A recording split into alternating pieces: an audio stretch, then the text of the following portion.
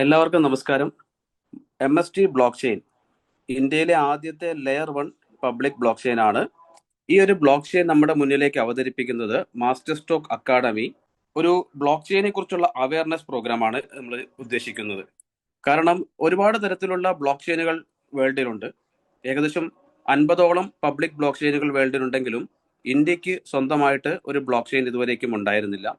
അപ്പോൾ ഇന്ത്യയിൽ 2022 നിയമം കൊണ്ടുവന്നപ്പോൾ ആദ്യമായിട്ട് ഒരു startup company block chain create ചെയ്യുന്നു. മാസ്റ്റർ സ്റ്റോക്ക് ടെക്നോസോഫ്റ്റ് പ്രൈവറ്റ് ലിമിറ്റഡ് എന്നാണ് കമ്പനിയുടെ പേര്. പൂനെ, മഹാരാഷ്ട്ര കേന്ദ്രീകരിച്ചാണ് കമ്പനി പ്രവർത്തിക്കുന്നത്. അപ്പോൾ ഇന്ത്യയിലെ ആദ്യത്തെ layer 1 public block chain develop ചെയ്തുകൊണ്ടിരിക്കുകയാണ്. കഴിഞ്ഞ 2024 നവംബർ 8 മുതൽ ഈ ബ്ലോക്ക് ചെയിന്റെ മെയിൻ നെറ്റ് റണ്ണിങ്ങിലാണ്.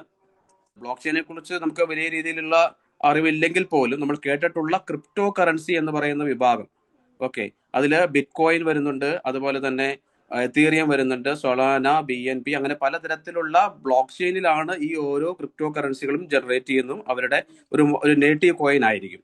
അതുപോലെ തന്നെ MST ബ്ലോക്ക് ചെയിൻ ഇന്ത്യയിൽ നിന്ന് ക്രിയേറ്റ് ചെയ്യുന്ന ആദ്യത്തെ പബ്ലിക് ലെയർ 1 ബ്ലോക്ക് ചെയിൻ ആണ്. അപ്പൊ ഈ ബ്ലോക്ക് ചെയിൻ്റെ അകത്ത് സ്പെഷ്യാലിറ്റി എന്ന് പറയുന്നത് 3 കാര്യങ്ങളാണ്. ഒന്ന്, ഇതിനകത്ത് ഏറ്റവും ഫാസ്റ്റസ്റ്റ് ആയിട്ടുള്ള ബ്ലോക്ക് ക്രിയേഷൻ നടക്കുന്ന ഒരു ബ്ലോക്ക് ചെയിൻ. 3 സെക്കൻഡാണ് ഇതിന്റെ സ്പീഡ് വരുന്നത് ഒരു ബ്ലോക്ക് ക്രിയേഷന് വേണ്ടിയിട്ട്. അതുകൂടാതെ ഇതിനകത്ത് ഏറ്റവും ലോവസ്റ്റ് ഫീസിൽ വർക്കാവുന്ന ബ്ലോക്ക് ചെയിൻ. കൂടാതെ സ്കെയിലബിലിറ്റി, ഓക്കെ, ഇതിനകത്ത് ഒരു ബ്ലോക്കിനകത്ത് വരുന്ന ഡാറ്റയുടെ എത്ര കൂടുതൽ ഡാറ്റ വന്നാലും അത് സ്റ്റോർ ചെയ്യാൻ പറ്റുന്ന രീതിയിലാണ് ഈ ബ്ലോക്ക് ചെയിൻ ഡെവലപ്പ് ചെയ്തിരിക്കുന്നത്. അപ്പോൾ ഈ ഒരു ബ്ലോക്ക് ചെയിനകത്ത് ഒരുപാട് പ്രോജക്ട്സ് ഇന്ത്യയിൽ നിന്നും പുറത്തു നിന്നുമായിട്ട് വരാനിരിക്കുന്നു. അപ്പൊ ഇത് ക്രിയേഷൻ ടൈമാണ് ഇപ്പോൾ നടക്കുന്നത്. അതായത് ഏതൊരു ബ്ലോക്ക് ചെയിനും അതിന്റെ തുടക്കം സ്റ്റേജിൽ നടക്കുന്ന ഒരു പ്രോസസ്സാണ് നോഡ് ക്രിയേഷൻ. സാധാരണഗതിയിൽ അതിൽ നോഡ് വാലിഡേറ്റർ എന്ന് പറഞ്ഞൊരു പൊസിഷൻ അത് സാധാരണ പബ്ലിക്കിൽ ആർക്കും കൊടുക്കാറില്ല. കൂടുതലും അത് വലിയ സമ്പന്നർക്ക് മാത്രമാണ് അവസരം കിട്ടാറുള്ളൂ. സാധാരണഗതിയിൽ ഇന്ത്യക്കാർക്ക് അങ്ങനെ ഒരു അവസരം കിട്ടാറുമില്ല. അപ്പോൾ ഈ ഒരു അവസരത്തിൽ ഇന്ത്യയിൽ ഡെവലപ്പ് ചെയ്യുന്ന ഒരു ബ്ലോക്ക് ചെയിൻ ആയതുകൊണ്ടും ഇതിൽ ഇന്ത്യക്കാർക്ക് മാത്രം ഒരു അവസരം കിട്ടിയിരിക്കുന്നു നോഡ് വാലിഡേറ്റർ ആകാൻ വേണ്ടിയിട്ട്. ഈ ഒരു ബ്ലോക്ക് ചെയിന്റെ പ്രത്യേകത fair, secure, validator driven ecosystem ആണ്. എന്താണ് layer 1 block chain? Okay, block chain എന്ന് പറഞ്ഞാൽ ഒരു ഡിജിറ്റൽ ലെജർ ആണ്, നമ്മുടെ ഡാറ്റ സ്റ്റോർ ചെയ്യുന്ന ഒരു എക്കോസിസ്റ്റം ആണ്. അതിൽ ഒരു ലെയർ 1 എന്ന് പറയുന്ന base foundation of A block chain network. അതിൽ ഗ്രൗണ്ട് ഫ്ലോർ എന്ന് വേണമെങ്കിൽ പറയാം. നമ്മളൊരു ബിൽഡിംഗ് പണിയുവാണെങ്കിൽ അതിന്റെ ഗ്രൗണ്ട് ഫ്ലോറിലാണ് അത് വലിയ ഒരു സ്ട്രോങ്ങിൽ വന്നു കഴിഞ്ഞാൽ മാത്രമാണ് അതിന്റെ മുകളിലേക്ക് അടുത്ത നിലകളൊക്കെ പണിയാൻ സാധിക്കുകയുള്ളൂ. അതുപോലെ തന്നെ ലെയർ 1 ലെയർ 2, ലെയർ 3, ഇതെല്ലാം ലെയർ 1 ഡിപ്പെൻഡ് ചെയ്താണ് നിൽക്കുന്നത്. അപ്പോൾ ഈ ഒരു ബ്ലോക്ക് ചെയിൻ ലെയർ 1 പ്രത്യേകത processing transactions, record and validate every transfer on chain ചെയ്യാൻ. അതുപോലെ തന്നെ കൺസെൻസസ് ആൻഡ് സെക്യൂരിറ്റി. ഇതിനു മുമ്പുള്ള പല ബ്ലോക്ക് ചെയിനുകളിലും പ്രൂഫ് ഓഫ് വർക്ക്, അതുപോലെ പ്രൂഫ് ഓഫ് സ്റ്റേക്ക് എന്ന മെത്തേഡുകളാണ് യൂസ് ചെയ്തതെങ്കിൽ ഇവിടെ യൂസ് ചെയ്യുന്നത് പ്രൂഫ് ഓഫ് സ്റ്റേക്കിംഗ് അതോറിറ്റി എന്ന് പറയുന്ന മെക്കാനിസമാണ്. POSA എന്ന് പറയും. അതിനെക്കുറിച്ച് നമുക്ക് ഡീറ്റെയിൽ ആയിട്ട് അടുത്ത സ്ലൈഡുകളിൽ മനസ്സിലാക്കാം. അപ്പോൾ എല്ലാ ബ്ലോക്ക് ചെയിനും ഒരു മദർ കോയിൻ, ഒരു നേറ്റീവ് കോയിൻ ഉണ്ടാവും. ഓക്കെ, ബിറ്റ് കോയിൻ ആണെങ്കിൽ BTC, എത്തീറിയം ആണെങ്കിൽ ETH. അതുപോലെ ഇവിടെ MST ബ്ലോക്ക് ചെയിൻ യൂസ് ചെയ്യുന്നതിന്റെ മദർ കോയിൻ പേരാണ് MSTC. അപ്പോൾ ഇത് ഒരു ബ്ലോക്ക് ചെയിൻ ക്രിയേഷൻ ഞാൻ പറഞ്ഞു 2024 നവംബറിലാണ് ഇത് പ്രവർത്തനം ആരംഭിച്ചത്. ഇപ്പൊ ഏകദേശം 1 വർഷം കഴിഞ്ഞ് 5 മാസമായിരിക്കുന്നു. അപ്പോൾ ഈ ഒരു ബ്ലോക്ക് ചെയിൻ എല്ലാ ബ്ലോക്ക് ചെയിനും തുടക്കം സ്റ്റേജ് ആദ്യത്തെ ഒരു 1 ഇയർ എന്ന് പറഞ്ഞാൽ വളരെ ക്രൂഷ്യലാണ് ഈ ബ്ലോക്ക് ചെയിന്റെ നിർമ്മാണം മുന്നോട്ട് പോകണമെന്നതിനെ കുറിച്ച്. കഴിഞ്ഞ ഒരു വർഷവും 5 മാസമായിട്ടും ഇതുവരേക്കും ഈ ഒരു ബ്ലോക്ക് ചെയിനിൽ ഒരു ചെറിയ ഷട്ട് ഡൗണോ കാര്യങ്ങളോ വന്നിട്ടില്ല. അതുകൂടാതെ തന്നെ ഇവർ ഷ്രാഡിംഗ് എന്ന് പറയുന്ന ഒരു മെക്കാനിസം ഒരു പ്രകാരം ഏതെങ്കിലും ഒരു ബ്ലോക്കിലൊക്കെ ആയിട്ട് എന്തെങ്കിലും രീതിയിൽ പ്രോബ്ലംസ് വന്നാൽ പോലും മറ്റുള്ള ബ്ലോക്കുകളെ അത് അഫക്ട് ചെയ്യില്ല. അതുകൂടാതെ ലെയർ 2 റോളപ്സ് കാര്യങ്ങൾ, പ്രോട്ടോകോൾ അപ്ഗ്രേഡ് തുടങ്ങിയ കാര്യങ്ങളൊക്കെ ഈ ബ്ലോക്ക് ചെയിനിൽ വന്നിരിക്കുന്നു.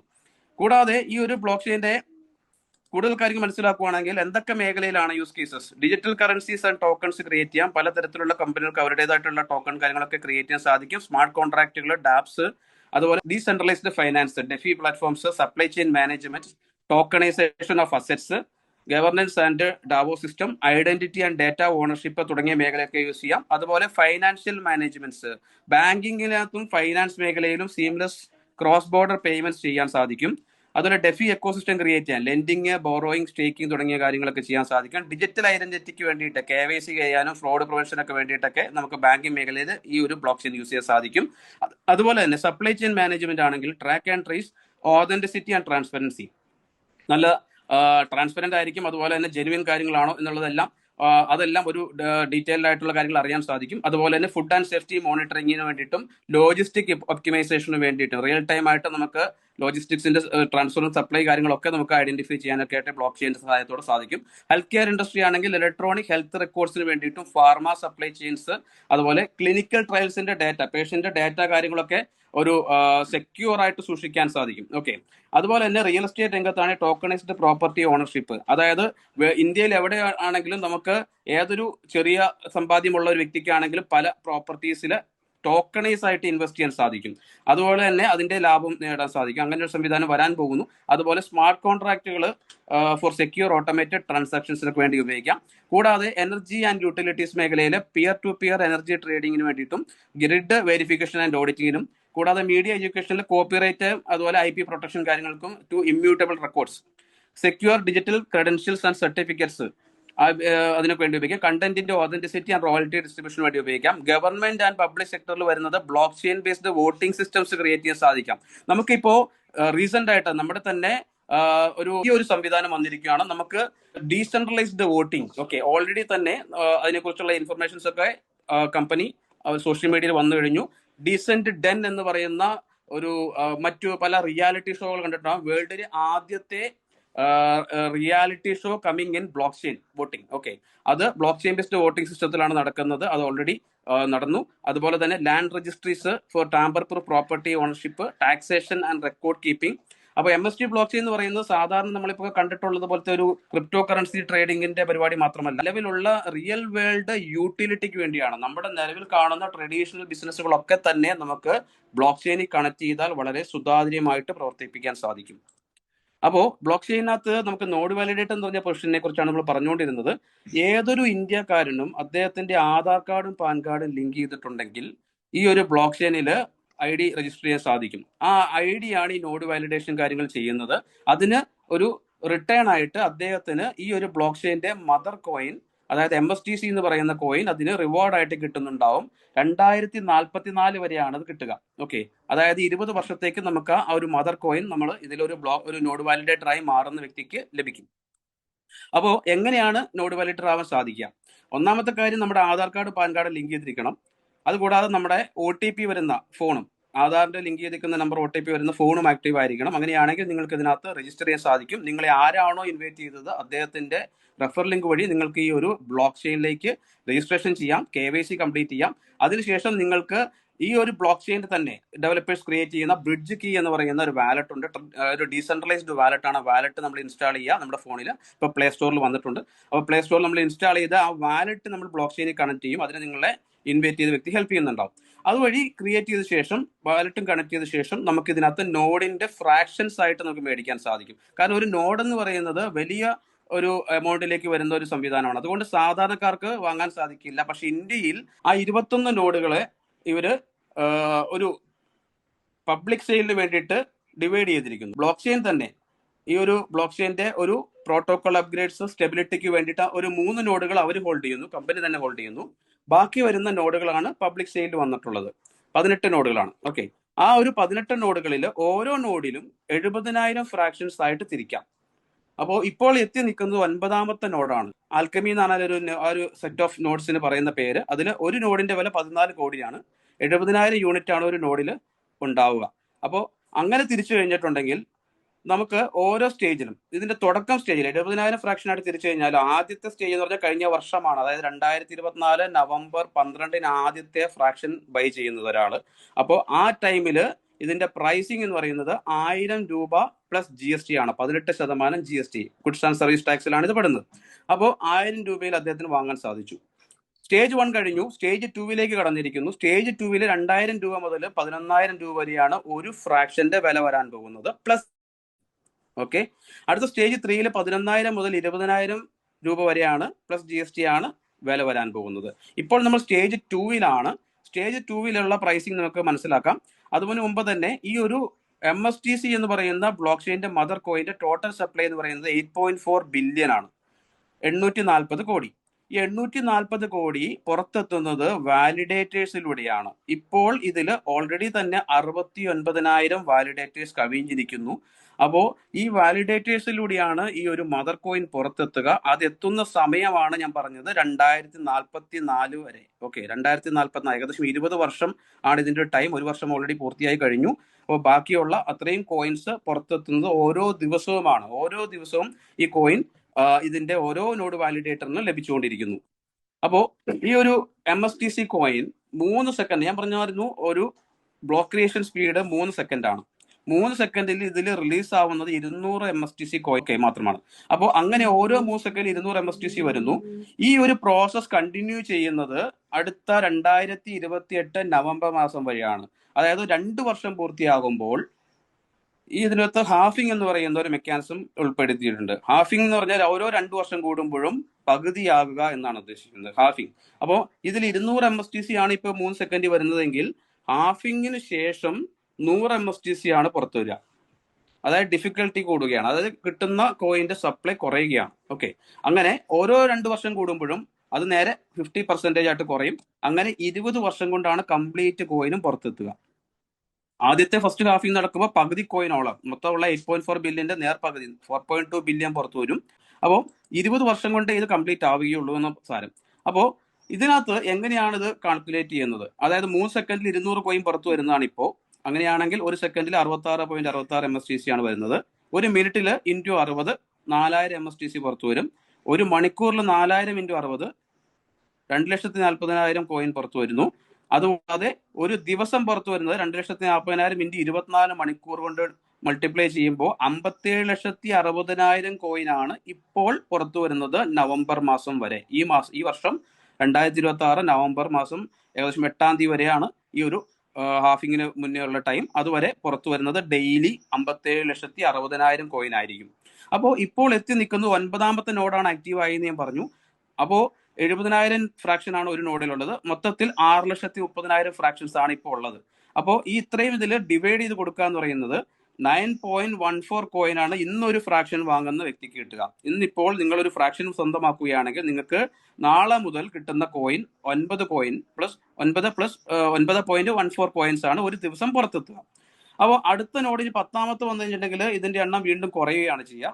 11ആകുമ്പോൾ വീണ്ടും കുറയും. അങ്ങനെ കുറഞ്ഞ് 20ാമത്തെ വരുമ്പോൾ വളരെ കുറച്ച് ഉണ്ടാവുകയുള്ളെങ്കിലും അന്ന് ഈ ഒരു കോയിന്റെ വാല്യൂ വളരെ വലുതായിരിക്കും. ഓക്കെ, അപ്പോൾ ഈ രീതിയിലാണ് കോയിൻ വരുന്നത്. ഇന്ന് കയറുന്നവർക്കാണ് ഈ 9 കോയിൻ കിട്ടുക. അടുത്ത ദിവസം അടുത്ത നോഡ് ഓപ്പൺ ആയാൽ എണ്ണം കുറയുകയാണ്. എല്ലാവർക്കും കിട്ടുന്ന എണ്ണം കുറയുകയാണ് ചെയ്യുക.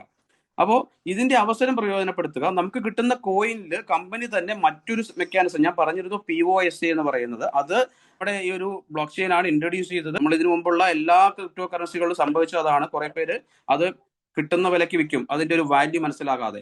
പക്ഷെ ഇതിൽ നമ്മൾക്ക് ഈ ഒരു കോയിൻ കമ്പനി തന്നെ നമ്മളെ ഹെൽപ്പ് ചെയ്യുകയാണ്, നമുക്കൊരു അവസരം തരികയാണ്. അഡീഷണൽ ആയിട്ട് നമ്മൾക്ക് കിട്ടുന്ന കോയിന്റെ നേർപകുതി 50% കോയിൻ അവർ ഓട്ടോമാറ്റിക് സ്റ്റേക്കിങ്ങിലേക്ക് വിടുന്നു. അത് എന്നുവരെയാണ്? ഈ ഒരു നോഡ് ക്രിയേഷൻ കഴിയുന്നവരെ. അടുത്തൊരു 4-5 മാസത്തിനുള്ളിൽ നോഡ് ക്രിയേഷൻ കഴിയും. ഈ നോഡ് ക്രിയേഷൻ കഴിഞ്ഞു കഴിഞ്ഞാൽ ബ്ലോക്ക് ചെയിൻ ഡീസെൻട്രലൈസ്ഡ് ആയി. അപ്പൊ ഇതിലുള്ള 865 പ്രോജക്ട്സ് ആണ് ഇതിൽ ടെസ്റ്റ് റണ്ണിൽ ഉണ്ടായിരുന്നത്. അതിൽ കുറെ എണ്ണം വെരിഫൈഡ് ആയി. ഈ വരുന്ന പ്രോജക്ട്സുകളൊക്കെ ഓൺ സ്പോട്ടിൽ ലൈവ് ആവും. ലൈവ് ആവുമ്പോൾ ആരൊക്കെയാണ് അതിൽ നോഡ് വാലിഡേറ്റർ ആവുന്നത് അവർക്കൊക്കെ ഈ പറയുന്ന ബ്ലോക്ക് ചെയിൻ റിവാർഡുകൾ തുടങ്ങും. ഇപ്പോൾ നമുക്ക് കിട്ടുന്ന 20 വർഷത്തേക്കുള്ള മൈനിങ് റിവാർഡുകളാണ്. ഈ ഒരു POSA സ്റ്റേക്കിങ്ങിലേക്ക് ആർക്കൊക്കെയാണ് സ്റ്റേക്ക് ചെയ്യാൻ പറ്റുക? ഇതിൽ ഫ്രാക്ഷൻ ബൈ ചെയ്ത് വരുന്നവരുടെ കോയിനുകൾ മാത്രമേ POSAയിൽ ഉണ്ടാവുകയുള്ളൂ. 50%. നമുക്ക് 50% നമ്മുടെ കയ്യിൽ ഉണ്ടാവും, അവൈലബിൾ ആയിട്ട്. 50% POSAയിൽ ഉണ്ടാവും. അപ്പോൾ ഏറ്റവും കൂടുതൽ ഫ്രാക്ഷൻ സ്വന്തമാക്കുന്ന ഒരു വ്യക്തിക്കായിരിക്കും ഏറ്റവും കൂടുതൽ കോയിൻ POSAയിൽ സ്റ്റേക്ക് ചെയ്യാൻ ഉണ്ടാവുക. ഓക്കെ, ഡിഫോൾട്ട് ആയിട്ട് അവിടെ സ്റ്റേക്കിങ്ങിൽ ഉണ്ടാവുക. അത് ഡീസെൻട്രലൈസ്ഡ് ആയി കഴിഞ്ഞാൽ വേണമെങ്കിൽ അദ്ദേഹത്തിന് വിഡ്രോ ചെയ്യാം. പക്ഷേ അത് അവിടെ തന്നെ ഹോൾഡ് ചെയ്യുകയാണെങ്കിൽ നമുക്ക് കിട്ടുന്ന ബെനിഫിറ്റ് ആണ് സ്റ്റേക്കിംഗ് റിവാർഡുകൾ. നമ്മുടെ ബ്ലോക്ക് ചെയിൻ എപ്പോഴാണോ ഡീസെൻട്രലൈസ്ഡ് ആവുന്നത് അന്ന് മുതൽ പ്രോജക്ട്സ് റൺ ചെയ്ത് തുടങ്ങുമ്പോൾ ഡെയിലി ട്രാൻസാക്ഷൻ, എല്ലാ ദിവസവും ട്രാൻസാക്ഷൻസ് നടന്നുകൊണ്ടിരിക്കുകയാണ്.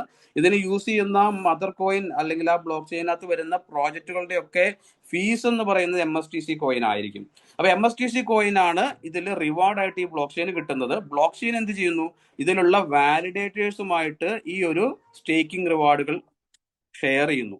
അതായത് നമ്മൾക്ക് ഒരു അഡീഷണൽ ആയിട്ട് ഒരു വരുമാനം നമ്മുടെ ഈ MSTC ആയിട്ട് തന്നെ നമുക്ക് ലഭിച്ചുകൊണ്ടിരിക്കും. ഇത് എത്ര നാൾ കിട്ടും? ഇത് നമ്മൾ അവിടെ ആ POSയിൽ എത്ര നാൾ നമ്മുടെ കോയിൻ അവിടെ സ്റ്റേക്ക് ചെയ്തുകൊണ്ട് അവിടെ തന്നെ ഇരിപ്പുണ്ടോ അത്രയും നാൾ നമുക്ക് ഈ റിവാർഡുകൾ കിട്ടും. ഈ റിവാർഡുകൾ മാത്രം നമുക്ക് യൂസ് ചെയ്ത് നമ്മളുടെ ലൈഫ് വലിയ രീതിയിൽ എൻജോയ് ചെയ്ത് പോകാൻ സാധിക്കും. അതോടൊപ്പം തന്നെ ഈ ഒരു അവസരം നമ്മുടെ കുടുംബത്തിൽ നമ്മുടെ ഫാമിലിക്ക് പ്രയോജനപ്പെടുന്നതാണ്. ബ്ലോക്ക് ചെയിനിലേക്ക് നമ്മൾ കണക്ട് ചെയ്യുന്ന വാലറ്റിന്റെ പാസ് ഫ്രേസ് എന്ന് പറയും, 12 പാസ് ഫ്രേസും നമ്മളുടെ ലോഗിൻ കാര്യങ്ങളും അവർക്ക് കൈമാറുകയാൽ നമുക്ക് നമ്മുടെ തലമുറയായിട്ട് ഈ ഒരു ബ്ലോക്ക് ചെയിനിൽ ഈ വരുമാനം സ്വന്തമാക്കാൻ സാധിക്കും.